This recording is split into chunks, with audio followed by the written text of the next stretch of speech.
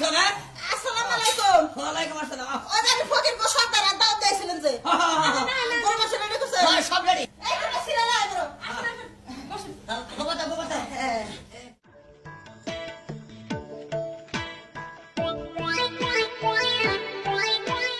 আহা তোরা দেখে দুঃখ পাস না। যাও, যাও, যাও।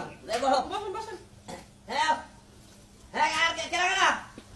আর দেখে দেখে আস্তে আস্তে। এগুলো সব ফকির।